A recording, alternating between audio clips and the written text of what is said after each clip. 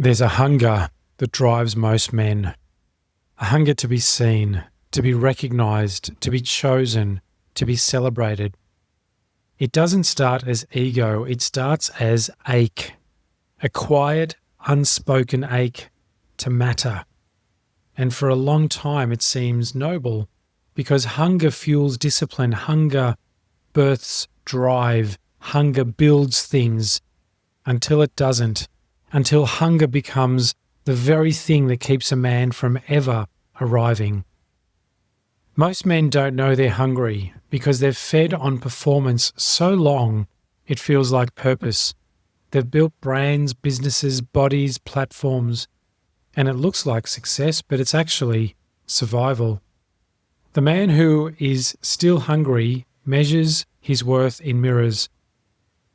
And as long as those mirrors shine back approval, he keeps moving. But if they go quiet, so does he, because his power was never structural, it was borrowed. To no longer be hungry is to not be full. It is to no longer feed on what was never yours to begin with. It is to stop consuming applause like oxygen, to stop checking for likes like lifelines, to stop needing your name to echo in someone else's algorithm to know you exist. It is to come home to your own signal and realize you were never starving, you were just forgetting. There came a point on my path when I stopped producing. I stopped producing content, not because I had nothing to say, but because I didn't need to say anything. I no longer needed to be present in everyone's feed to feel real. I no longer needed to be quoted, shared, referenced to feel relevant.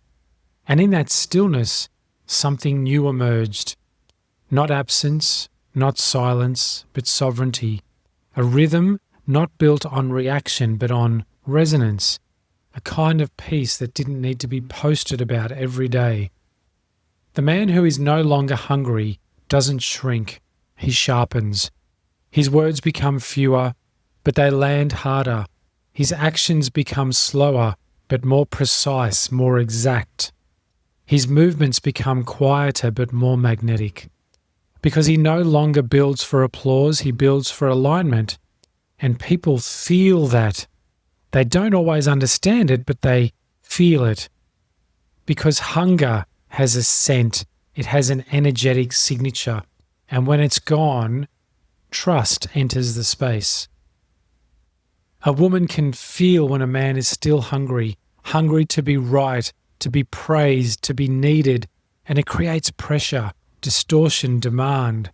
But when she encounters a man who is no longer feeding on her reaction, she relaxes because now there's no cost to loving him. There's no emotional debt, no expectation, no hidden contract, just presence, held without hunger. In business, the hungry man launches often. He pivots, he pushes, he sells with subtle desperation because his work isn't clean. It's coated with a need to prove. And while that might succeed short term, eventually the field responds. It senses the leak, it senses the pressure, and it begins to pull back. Not because the work is wrong, not because the business is flawed, but because the energy behind it is unclean. But the man who is no longer hungry creates differently. He builds what he must, not what sells. He offers from fullness, not from lack. He closes things that no longer resonate, even if they're profitable. Because his wealth is no longer defined by numbers. It is defined by alignment, and alignment is always clean. There's nothing wrong with being hungry. Not fundamentally so. It's often the first spark. It gets you moving, it shakes you awake, it gets you out of the fog. But if you don't evolve beyond it, you become a slave to it. And eventually, you won't know who you are if the world stops feeding you back. That's the real loss. Not relevance, but identity erosion. You lose your own signal trying to stay in everyone else's. And the sovereign man no longer needs to be validated because He's beyond it, not because he's above it. He's walked through the ache and found that what he was seeking was never out there. He doesn't chase eyes anymore. He doesn't feed on noise. He doesn't prove through presence. He arrives, and if no one notices, he's still complete. This is what it means to no longer be hungry. To stand in a room and not scan for recognition. To speak without hoping it lands. To build without checking who's watching. And to rest fully without guilt, because now you are no longer consuming your life to make it feel real.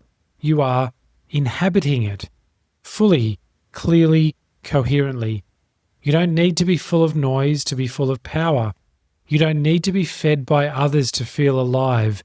You only need to return to the place inside you that never needed to be fed in the first place.